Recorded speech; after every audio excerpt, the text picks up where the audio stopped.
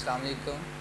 आज हम जो है वो लेक्चर नंबर जो है MTH का टॉपिक नंबर जो है वो 3 स्टार्ट करने जा रहे हैं। ठीक है, तो टॉपिक हमारे पास है जी कि कोऑर्डिनेट ज्योमेट्री।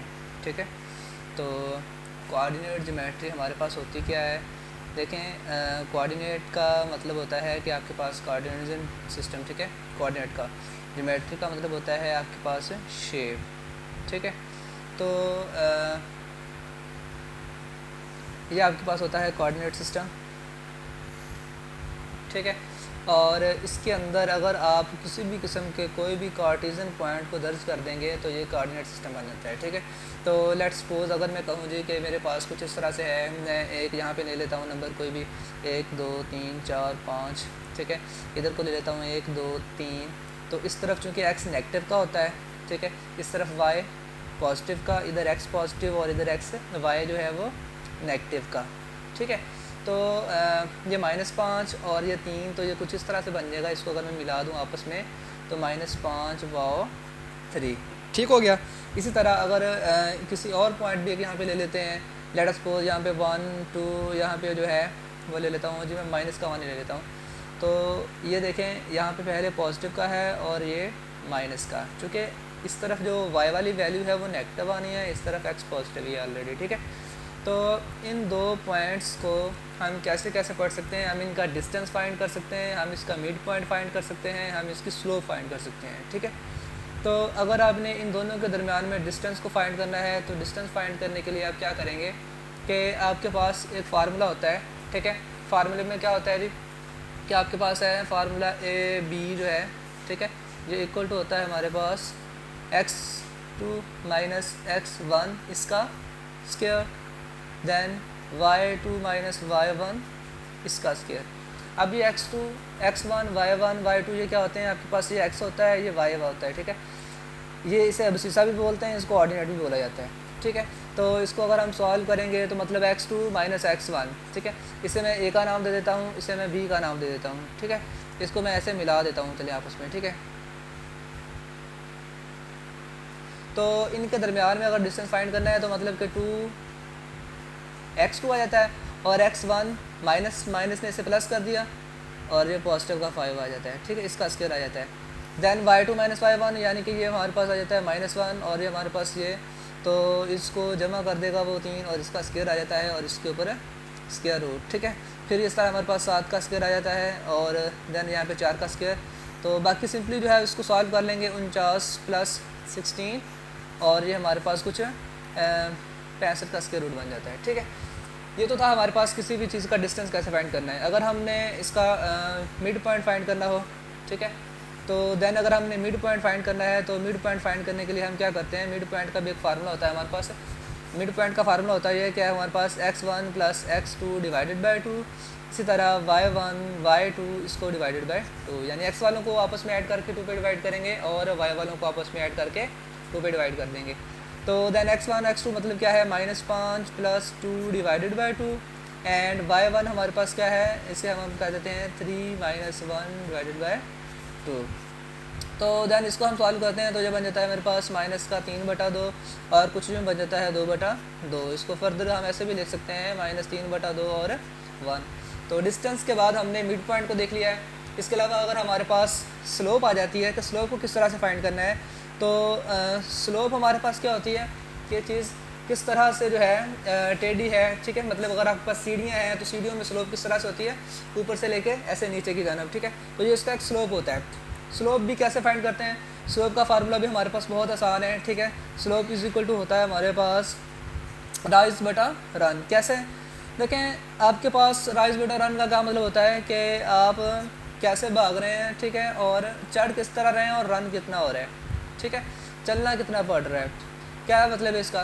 देखें, अब हम कह सकते हैं इसमें जो y1 माइनस y2, इसका सिंपली फार्मूला देख लें एक दफ़ा, x2 माइनस x1।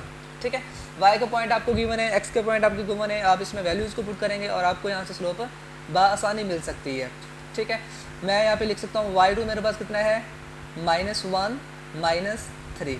ठीक है, इसी पॉइंट को मैं लेके सबको बताया जा रहा हूँ। ठीक है, x2 माइनस x1 क्या है कि x2 मेरे पास है 2 और -y1 - x1 यानी कि वो प्लस का 5 हो जाएगा। देन हम इस तरह से कह सकते हैं कि -4/7, तो ये इसकी क्या है, स्लोप आ जाती है। ठीक है, तो हम डिस्टेंस, मिड पॉइंट और स्लोप के बारे में जानने के बाद अब हम देखते हैं कि इसको हमने ये भी देख लिया है कि हम ग्राफिकली इसको जो है वो किस तरह से जो है वो रिप्रेजेंट करते हैं। ठीक है, उसके बाद हमारे पास जो है कुछ इस तरह से भी होता है कि स्लोप के बारे में देखा जाता है कि आपको अगर एक पॉइंट गिवन हो, ठीक है, तो आप उसका स्लोप कैसे निकाल सकते हैं। ये तो 2 पॉइंट थे ना, एक पॉइंट हो तो आप उसका स्लोप किस तरह से निकाल सकते हैं, या अगर आपके पास इक्वेशन हो तो आप किस तरह निकाल सकते हैं। देखें मैंने इसी को कहा m पर स्लोप होता है, मैं इसमें से इसको अगर रीअरेंज करूं तो y - y1 = m × x2 - x1।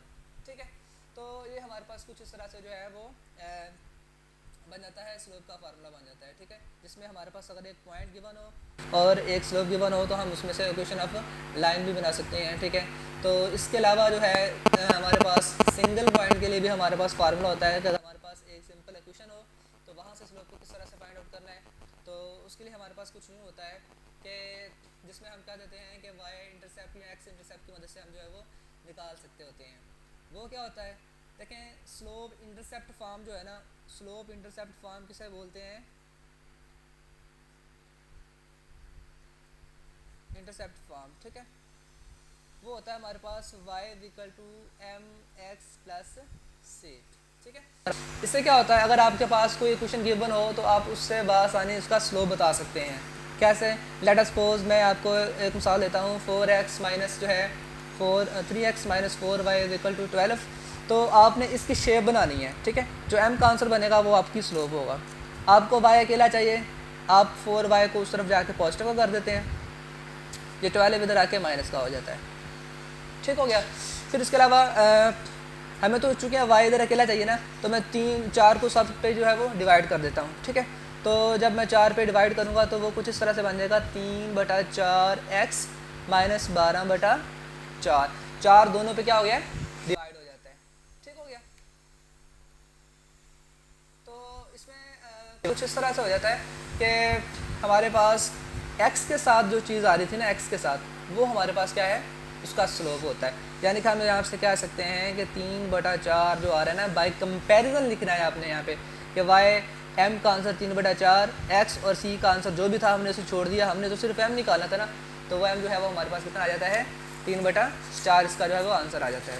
ठीक है, ये तो था हमारे पास कि अगर हमारे पास कोई क्वेश्चन हो तो हम उससे स्लोप किस तरह से निकाल सकते हैं। ठीक है, फिर बाज़ का ऐसा होता है कि हमारे पास 2 इक्वेशंस होती हैं, उन दोनों इक्वेशंस के बारे में बताना होता है कि ये आपस में पैरेलल है या ये परपेंडिकुलर है। ठीक है, तो इसको कैसे बताया जाता है, लेट अस सपोज मैं यहाँ पे जो है कोई भी 2 एग्जांपल लिख देता हूँ कि लेट अस सपोज हमारे पास ये एक मसवात है। ठीक है, और एक और मसवात लिख लेता हूँ मैं आपके हैंडआउट्स के मुताबिक लिख देता हूँ। ठीक है, हैंडआउट्स के आपके जो है वहाँ पे ये एग्जांपल आपको मौजूद है कि 2x - y = 4 है और 3x + 2y = -1। यहाँ से जो है हम किस तरह से बता सकते हैं कि ये दोनों लाइन आपस में क्या हैं, क्या ये इंटरसेक्ट करती हैं, अगर इंटरसेक्ट करती हैं तो इनका इंटरसेक्ट पॉइंट कौन सा है। ठीक है, ये भी बताया जा सकता है कि अगर कोई भी 2 लाइन आपस में इंटरसेक्ट कर रही हैं तो उन दोनों का इंटरसेक्टिंग पॉइंट जो है वो कौन सा है। तो वो कैसे निकालते हैं, देखें इक्वेशन ऑफ लाइंस से किस तरह से जो है वो हम निकाल सकते हैं कि ये दोनों लाइंस कहाँ पे इंटरसेक्ट करती हैं। आपने इनको सिंपली सॉल्व करना है जिस तरह आम इक्वेशन को सॉल्व किया जाता है। जैसा कि इसमें से अगर देखूँ तो मैं इस मसवात नंबर 1 को जो है 2 से मल्टीपल कर दूँ। ठीक है, मल्टीप्लाई बाय 2, क्वेश्चन नंबर किसको, 1 को, तो ये क्या बन जाएगा हमारे पास 4x - 2y = 8। बाकी मैंने वैसे का वैसे लिख दिया और मैं इसको करने जा रहा हूँ ऐड। ठीक है, दोनों को ऐड क्यों कर रहा हूँ, क्योंकि अलामतों का डिफरेंस है, ये कैंसिल हो जाएंगी। 7x = 8 में से 1 निकालेंगे 7, x = 1। ठीक है, अगर x = आंसर 1 आ चुका है, x का आंसर किसी भी मसवात में पुट कर दें, ठीक है, तो आपको वहाँ पे क्या है, y का आंसर मिल जाएगा। अगर मैं मसवात नंबर 2 में x का आंसर पुट करता हूँ तो क्या आ जाएगा मेरे पास, 2y = -1 है।